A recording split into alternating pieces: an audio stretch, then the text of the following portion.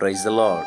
ಇವತ್ತು ದೇವರು ನಿಮ್ಮ ಜೊತೆಯಲ್ಲಿ ಮಾತಾಡುವಂಥ ಮಾತು ಏನಾಗಿದೆ ಅನ್ನೋದು ನಾವು ನೋಡಿದ್ರೆ, ಕೀರ್ತನ ಗ್ರಂಥದಲ್ಲಿ 54ನೇ ಕೀರ್ತನ 4 ವಚನದಲ್ಲಿ ದೇವರು ಈ ರೀತಿಯಾಗಿ ನಿಮ್ಮ ಜೊತೆಯಲ್ಲಿ ಮಾತಾಡ್ತಿದ್ದಾನೆ.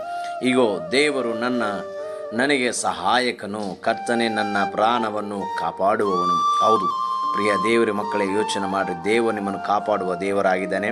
ದೇವರು ನಿಮಗೆ ಸಹಾಯ ಮಾಡುವ ದೇವರಾಗಿದ್ದಾನೆ. ಆತನು ನಿಮ್ಮ ಪ್ರಾಣವನ್ನು ರಕ್ಷಿಸಿ ನಿಮ್ಮನ್ನು ಕಾಪಾಡಿ ದೇವರು ನಿಮಗೆ ಸಹಾಯಕನಾಗಿದ್ದಾನೆ. ಎಲ್ಲ ಪರಿಸ್ಥಿತಿಗಳಿಂದ ಬಿಡಿಸುವ ದೇವರಾಗಿದ್ದಾನೆ. ನೀನು ನನಗೆ ಯಾರು ಸಹಾಯ ಮಾಡುತ್ತಾರಂತ ನೀನು ಯೋಚನೆ ಮಾಡ್ತಿದೀಯಾ?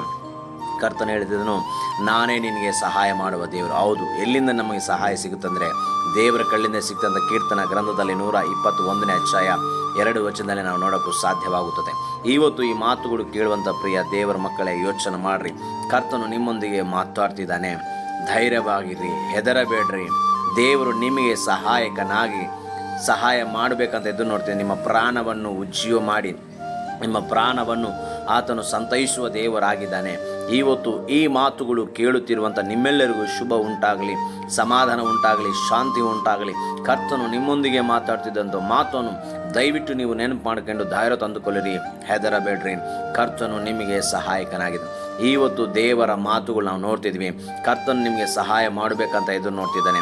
ಕರ್ತನೇ ನಮಗೆ ಸಹಾಯ. ನಮ್ಮ ಆಪತ್ಕಾಲದಲ್ಲಿ, ಇಕ್ಕಟ್ಟಿನಲ್ಲಿ, ಇಬ್ಬಂದಿಗಳಲ್ಲಿ ಯಾರು ನಮ್ಮನ್ನು ಬಿಡಿಸ್ತಾರಂತ ನೀವು ಬಾಧೆ ಪಡ್ತಿದ್ದೀರಾ? ಯಾರಿಗೋಸ್ಕರ ನೀವು ಹುಡುಕ್ತಿದ್ದೀರಾ? ಆದರೆ ಕರ್ತನ ಅಂತಿದ್ದನು, ಈಗೋ ದೇವರೇ ನನಗೆ ಸಹಾಯಕನಂತ ಭಕ್ತರು ಹೇಳ್ತಿದ್ದನು.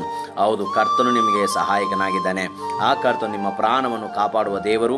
ಅನಾರೋಗ್ಯದಲ್ಲಿ, ಬಾಧದಲ್ಲಿ, ಸಂಕಟದಲ್ಲಿ ದೇವರು ನಿಮ್ಮನ್ನು ಬಿಡಿಸುವ ದೇವರು ಆಗಿದ್ದಾನೆ. ಅದಕ್ಕೆ ಕರ್ತನು ಇವತ್ತು ಮಾತಾಡ್ತಿದ್ದಾನೆ.